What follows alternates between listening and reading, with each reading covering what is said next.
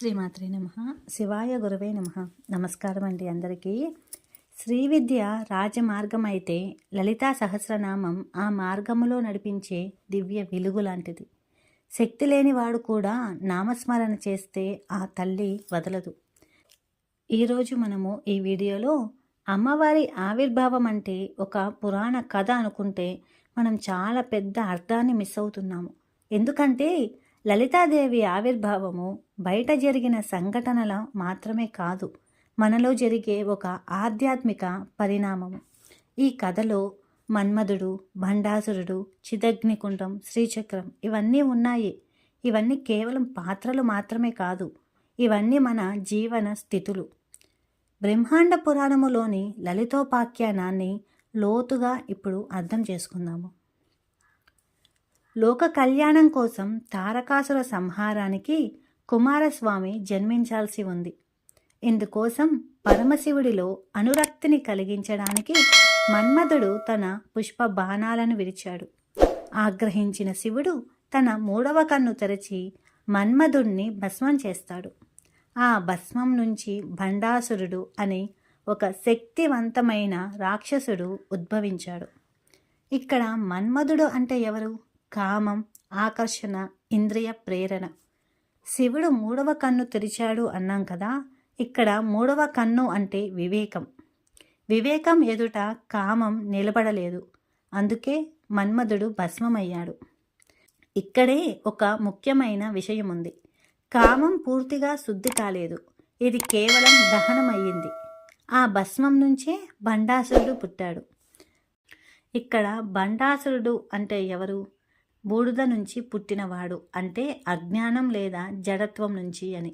మనం ఎంత పూజలు చేసినా మనలోని అజ్ఞానం నశించకపోతే భండాసురుడు బతికే ఉన్నాడని అర్థం.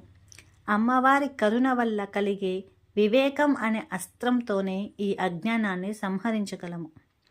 దేవతల మహాయాగం. భండాసురుడు తపస్సు చేసి వరాలు పొందాడు, అంటే అజ్ఞానం కూడా శ్రమ చేస్తే శక్తివంతం అవుతుంది అనేసని. దేవతలు ఏమి చేసినా అతన్ని సంహరించలేకపోయారు, ఎందుకంటే అజ్ఞానం ఆయుధాలతో పోదు. అప్పుడు దేవతలు మహాయాగం చేసి ఆ యాగంలో తమ శరీర మాంసాన్ని కూడా ఆహుతిగా ఇచ్చారు. ఇక్కడ చాలా కీలకమైన విషయం ఉంది.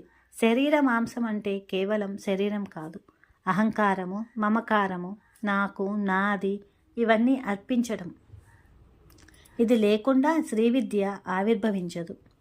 చిదగ్నికుండ సంభూత అసలు రహస్యం. యాగగుండం చిదగ్ని కుండంగా మారింది. చిదగ్ని కుండం అంటే చైతన్య అగ్ని అనేసని. ఇది బయట కనిపించే హోమగుండం కాదు, ఇది మన హృదయములో వెలిగే జ్ఞానాగ్ని. ఈ అగ్నిలో అహంకారం కరిగినప్పుడు ముందుగా శ్రీచక్రం ఆవిర్భవిస్తుంది. శ్రీచక్రం అంటే అమ్మవారి శరీరం. ఆ శ్రీచక్ర బిందువు నుంచే కోటి సూర్య ప్రకాశముతో శ్రీ లలితాదేవి ఆవిర్భవించింది. అంటే మన అంతరంగం శుద్ధి అయినప్పుడు శుద్ధ చైతన్యమనే లలితాదేవిగా దర్శనమిస్తుంది అనేసని. భండాసుర సంహారము నిజమైన యుద్ధము. అమ్మవారు శ్యామలాదేవి ఇంకా వారాహిదేవి శక్తులతో కలిసి భండాసురుడి పైన యుద్ధం చేశారు. ఈ యుద్ధము బయట కాదు, ఇది వివేకానికి, అజ్ఞానానికి జరిగిన యుద్ధము. భండాసురుని సంహరించింది అమ్మవారి ఆయుధాలు కాదు, అమ్మ యొక్క కరుణ, జ్ఞానము. అందుకే ఈ కథ విన్నా లేదా పఠించినా జ్ఞానము, మోక్షము లభిస్తాయని శాస్త్రాలు చెబుతున్నాయి. ఎందుకు భక్తి శ్రద్ధలు గల శిష్యులకు మాత్రమే లలితా సహస్రనామం చెప్పాలి? ఇది శ్రీవిద్య రహస్యమైనది, ఎందుకంటే ఇది మనసును నేరుగా తాకుతుంది. అంటే చిదగ్నికుండం అంటే మన హృదయంలో వెలిగే అగ్ని. ఆ అగ్నిలో మనము రాగము, ద్వేషము ఆహుతి ఇవ్వగలిగిన వారికే ఈ కథ పూర్తిగా అర్థమవుతుంది. ఆయుధాల అంతరార్థము తెలుసుకుందాము. అమ్మవారి చేతుల్లోని ఆయుధాలు కేవలం యుద్ధానికి మాత్రమే కాదు. చెరుకు విల్లు మనసుకు ప్రతీక, పుష్ప బాణాలు 5 జ్ఞానేంద్రియాలకు, పాసము అంటే ప్రేమ, బంధము అని, అంకుశం అంటే క్రోధము. మనసును, ఇంద్రియాలను, రాగద్వేషాలను అమ్మవారి పరం చేయడమే నిజమైన శరణాగతి. అమ్మవారు మనల్ని శిక్షించడానికి ఇవన్నీ పట్టుకోలేదు. ఇవన్నీ మన చేతుల్లో నుంచి తీసుకోవడానికే అమ్మ ఆయుధాలు పట్టింది. ఉపదేశానికి ఎవరు అర్హులు? ఎందుకు ఇంత కఠినంగా అంటే, నా సటాయ నా క్రూరాయ అని చెప్పారు. అంటే భక్తి లేని వారికి, క్రూరులకు, గురునింద చేసేవారికి ఈ విద్యను ఇవ్వకూడదు అనేసని.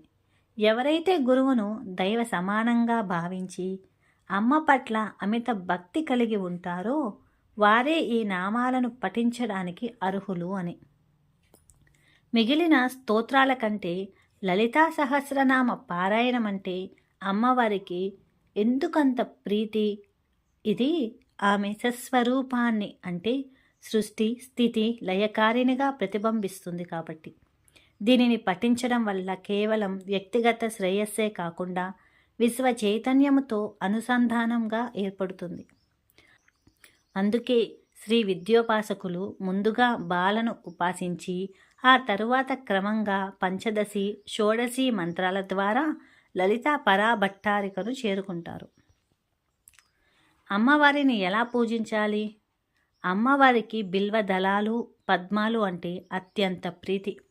బిల్వదళం అంటే ఇది త్రిగుణాలకు అంటే సత్వ రజో తమో గుణాలకు ప్రతీక.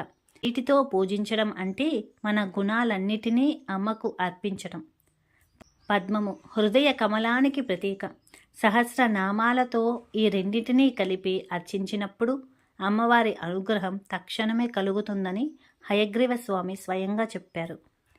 శ్రీ విద్యోపాసకులు ఇంకా సామాన్య భక్తులు ఎలా ఈ పూజను చెయ్యాలి అంటే, హయగ్రీవ స్వామి ఇక్కడే ఒక గొప్ప వెసులుబాటును అంటే మార్గాన్ని చూపించారు. శ్రీ విద్యోపాసకులు వీరు గురువు వద్ద దీక్ష పొందినవారు కాబట్టి క్రమబద్ధంగా శ్రీచక్రార్చన పంచదశి జపము ఆపై నామ పారాయణం చేయాలి. ఇది వారి ధర్మం. సామాన్య భక్తులు జపతపాలు కఠినమైన పూజా నియమాలు పాటించకపోయినా వారు కేవలం నామపారాయణం చేసినా సరిపోతుంది. సహస్రనామ పారాయణం వల్ల కలిగే ఫలితము సంపూర్ణమైన శ్రీచక్రార్చన వల్ల కలిగే ఫలితముతో సమానము. ఇది భక్తులపై అమ్మవారికి ఉన్న వాత్సల్యానికి నిదర్శనం. నామ సంకీర్తనాత్ దేవి ప్రియతే నాణ్యథా శివే అని ఉంటుంది ఫలశ్రుతిలో. ఇతర ఏ క్రియల కన్నా నామ సంకీర్తన వల్లే లలితాంబ త్వరగా సంతోషిస్తుంది అనేసని. శ్రీ విద్య రాజమార్గం అయితే లలితా సహస్రనామం ఆ మార్గంలో నడిపించే దివ్య వెలుగు. శక్తి లేనివాడు కూడా నామస్మరణ చేస్తే ఆ తల్లి వదలదు. ఇది కథ కాదు, ఇది మన జీవితం. ఈ వీడియో మీకు నచ్చితే కనుక లైక్ చేయండి. మీ అభిప్రాయాన్ని కూడా కింద కామెంట్ చేయండి. శ్రీ మాత్రే నమః. శివాయ గురవే నమః. సర్వం శ్రీ లలితార్పణమస్తు.